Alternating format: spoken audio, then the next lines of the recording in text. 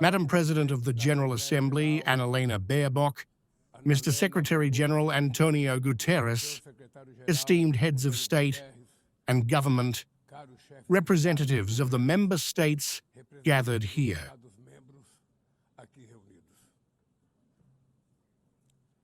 This should be a moment of celebration for the United Nations. Created at the end of the war, the UN symbolizes the highest expression of humanity's aspiration for peace and prosperity. Today, however, the ideals that inspired its founders in San Francisco are under threat as never before in its history. Multilateralism is at a new crossroads. The authority of this organization is in question.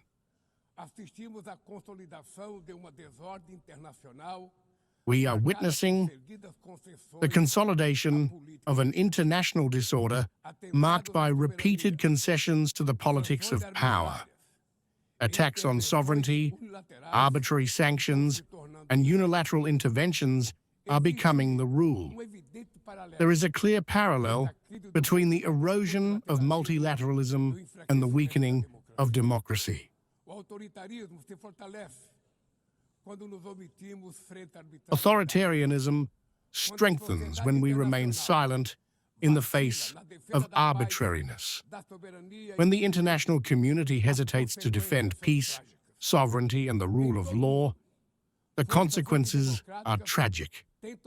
Across the world, anti-democratic forces are attempting to subjugate institutions and suffocate freedoms.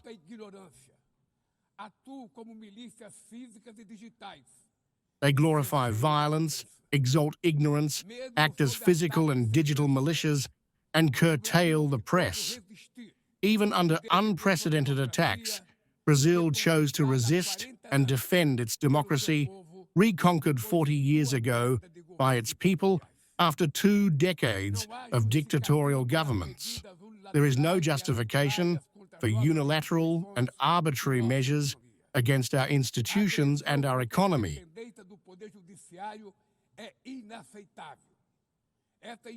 Aggression against the independence of the judiciary is unacceptable. Such interference in internal affairs relies on the support of a far right that is subservient and nostalgic for old hegemonies. False patriots publicly orchestrate and promote actions against Brazil.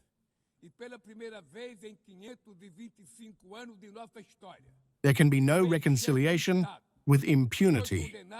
Just a few days ago, and for the first time in our 525-year history, a former head of state was convicted for attacking the democratic rule of law.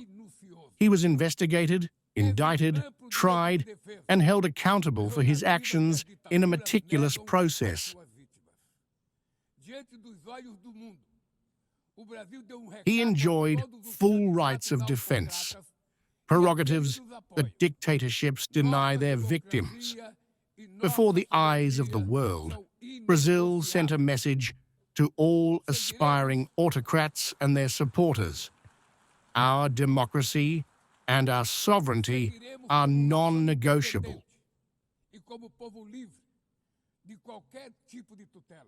We will continue as an independent nation and as a people free from any form of tutelage. Strong democracies go beyond electoral rituals. Their strength requires reducing inequalities and guaranteeing the most basic rights: food, security, work, housing, education, and health care. Democracy fails when women earn less than men or are killed by partners and family members. It falters when it shuts its doors and blames migrants for the world's woes. Poverty is as much an enemy of democracy as extremism.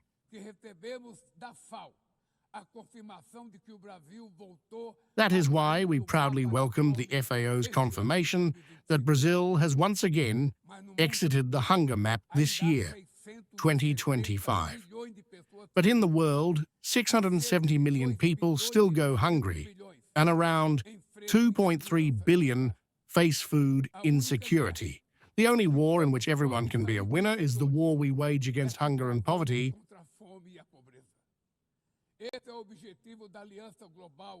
That is the purpose of the global alliance we launched at the G20, which already has the support of 103 countries. The international community must reassess its priorities, reduce war spending, increase development aid, ease the external debt burden of the poorest countries, especially in Africa, and set minimum global taxation standards so that the super-rich pay more than workers. Democracy is also measured by its ability to protect families and childhood.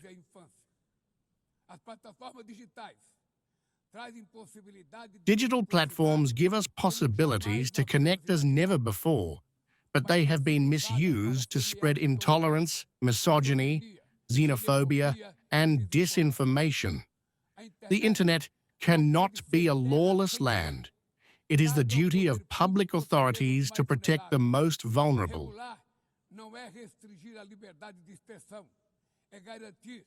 Regulating is not restricting freedom of expression. It is ensuring that what is already illegal in the real world is also treated as such online. Attacks against regulation serve only to hide ulterior motives and to shield crimes such as fraud, human trafficking, pedophilia, and assaults on democracy. The Brazilian Parliament rightly acted swiftly to address this issue. With pride, I enacted last week one of the world's most advanced laws to protect children and adolescents in the digital sphere. We also sent bills to the National Congress to encourage competition in digital markets and to promote sustainable data centers to mitigate AI risks. We are committed to building multilateral governance aligned with the Global Digital Compact approved here last year.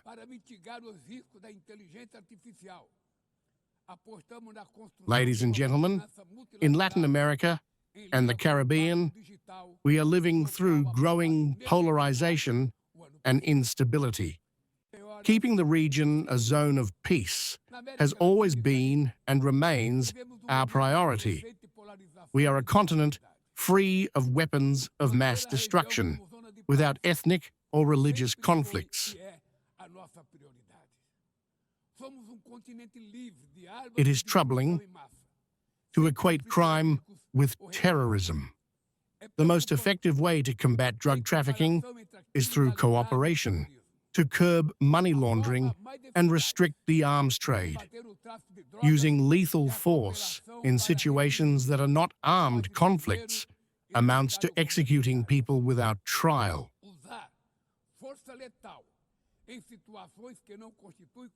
Other parts of the planet have already witnessed interventions that caused greater harm than what they intended to prevent, with grave humanitarian consequences. The path of dialogue must not be closed in Venezuela. Haiti has the right to a future free of violence.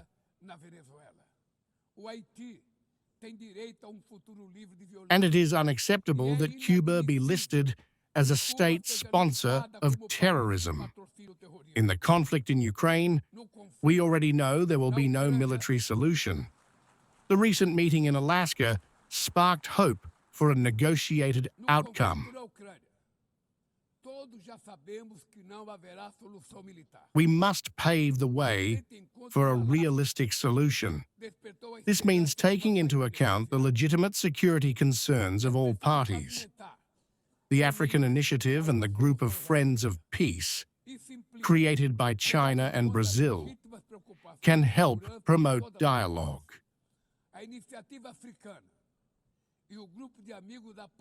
No situation better illustrates the illegal and disproportionate use of force than Palestine. The terrorist attacks carried out by Hamas are indefensible from any angle. But nothing, absolutely nothing, justifies the ongoing genocide in Gaza.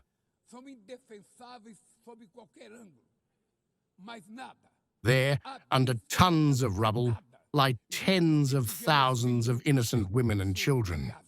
There, too, are buried international humanitarian law and the myth of the West's moral superiority. This massacre would not have happened without the complicity of those who could have stopped it.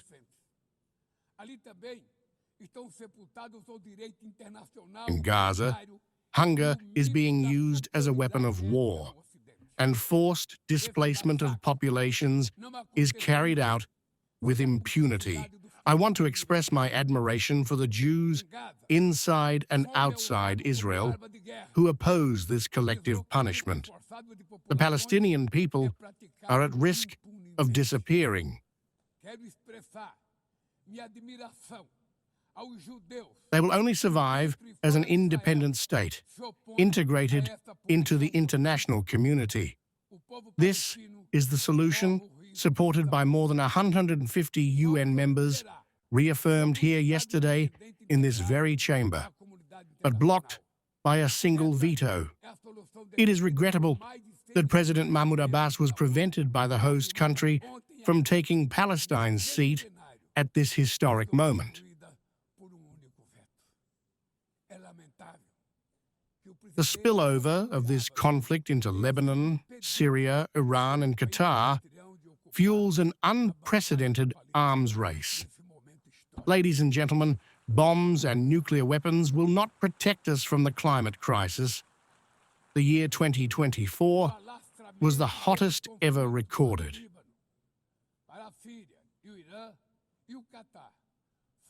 COP30 in Belém, Brazil, will be the COP of truth. It will be the moment for world leaders to prove the seriousness of their commitment to the planet. Without the full picture of the nationally determined contributions, the so-called NDCs, we will walk blindly toward a true abyss.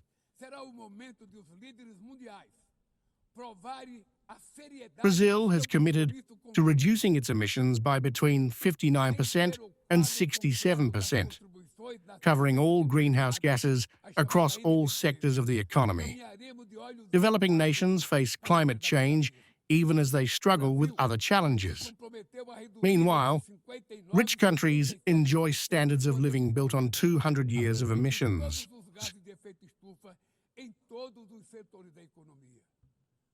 Demanding greater ambition and better access to resources and technology is not a matter of charity. It is a matter of justice. The race for critical minerals, essential for energy transition, must not replicate the predatory logic that has defined past centuries. In Belém, the world will see the reality of the Amazon.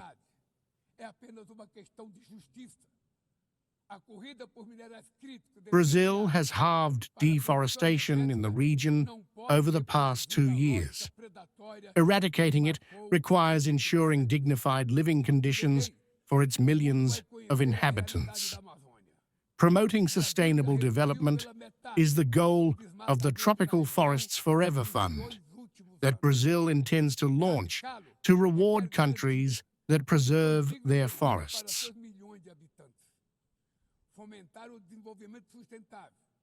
The time has come to move from negotiation to implementation.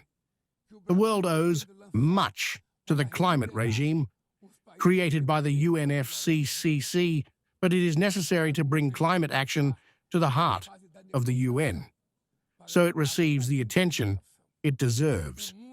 A council linked to the General Assembly with authority and legitimacy to monitor commitments would bring coherence to climate action.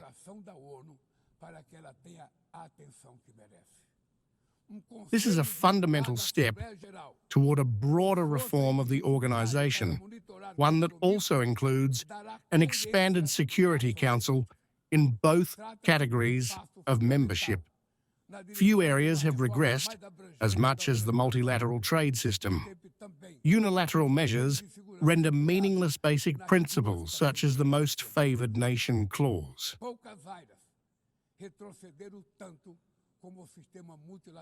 They disrupt value chains and throw the global economy into a pernicious spiral of high prices and stagnation. It is urgent to rebuild the WTO on modern and flexible foundations. Ladies and gentlemen, this year, the world lost two exceptional figures.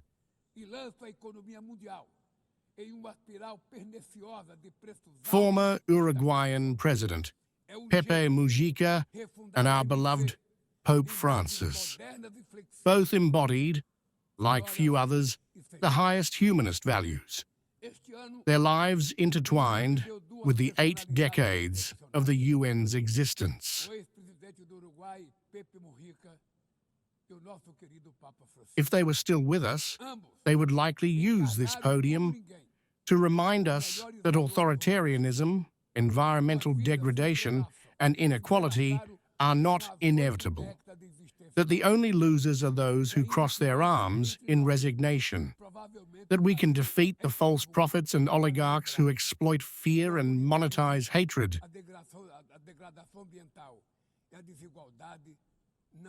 and that tomorrow is built through daily choices, and it takes courage to act in order to transform it. In the future Brazil envisions, there is no room for renewed ideological rivalries or spheres of influence. Confrontation is inevitable. We need leaders with clarity of vision who understand that the international order is not a zero-sum game. The 21st century will be increasingly multipolar. To remain peaceful, it must also remain multilateral. Brazil attaches growing importance to the European Union, the African Union, ASEAN, CELAC, BRICS, and the G20. The voice of the Global South must be respected and heard. The UN today has nearly 4 times as many members as the 51 who were present at its founding.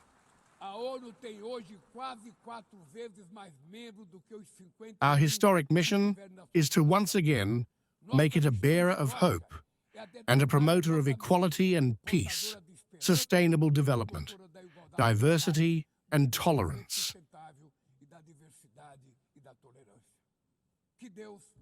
May God bless us all, and thank you very much.